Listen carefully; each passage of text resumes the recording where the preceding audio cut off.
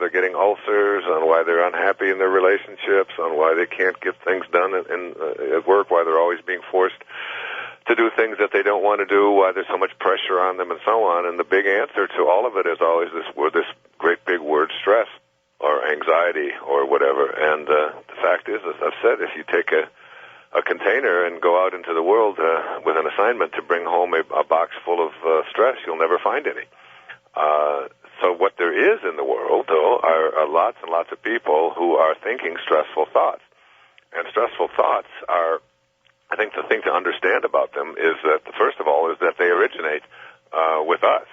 That you, whoever you are, you're the source of your stress.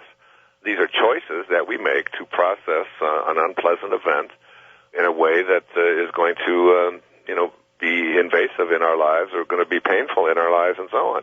But most people, what they do is they blame the outside forces for making their life stressful, which, of course, makes for more and more stress. So what they're doing is waiting for the economy to improve or waiting for their spouse to change his or her behavior, waiting for the kids to grow up, waiting for a new political party in Washington or whatever it might be. And there's this constant belief out there that if only the world were different, if only things weren't the way they were, then I wouldn't have to be so unhappy right now. And it's basically the source of almost all of our problems in all of our relationships. Basically, what people are saying is, if only you, when they're upset, when they're angry, when they're full of stress about something, what they're really saying is, if only you were more like me, then I wouldn't have to be so unhappy right now, or I wouldn't have to be miserable, I wouldn't have to be feeling stressful. But people aren't going to be like you. The world isn't going to be the way you think it should be or ought to be.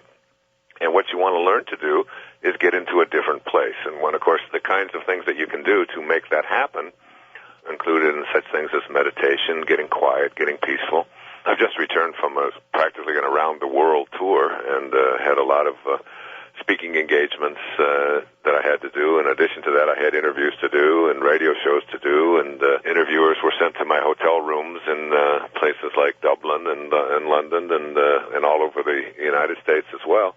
And I can sit there and say to myself that, this is just a lot of stress on me, and why are the people always doing these kind of things? Or I can say to myself, I chose all of this. This is something that I opted for, and if I didn't want it to be here in my life, then I could do something about it. And if I want to change it, I still have that option as well. And I can have the option of just calling whoever it is and just saying I'm not able to do that, or it's too much, or whatever. That whole willingness and ability to just say, no, this isn't something that I intend to take on. Thank you very much for offering me that opportunity. And you can do that very peacefully and very calmly. I have a chapter in The Power of Intention. It's chapter 11. It's called, It Is My Intention to Live a Stress-Free, Tranquil Life. And the fact is that when we have anxiety and when we have stress in our life, basically we've removed ourselves from our source. We've removed ourselves from God, because we come from a peaceful, loving, kind source. We come into this world and we take on these ideas that we have to do certain things and other people's opinions are more important than our own, and we can't say no when people ask us to do things. And this is just a whole bunch of beliefs. And what is a belief? It's just a thought that you keep thinking over and over and over and over again until ultimately it becomes something that you think of as a truth. But it's not necessarily a truth. Many times those thoughts just don't have any basis in truth at all. Like, people won't respect me if I say no, or people will be unhappy with me if I say no. But the fact is that people respect you more when you say no than when you just automatically go ahead and do something that you don't want to do. People say, well, you're 6-hour difference in time zones, you're 11-hour time zones off, and I say, I don't do jet lag. I just don't, because jet lag is just a thought that you think over and over again until it becomes a belief that you have to be stressful when you change time zones. So when I change time zones, I just remind myself what my friend Ram Dass said, just be here now, be here in this moment. So I'm now in England, or I'm in Ireland, or I've changed time zones, this is where I am, and I don't allow myself to think a thought that is going to interfere with that.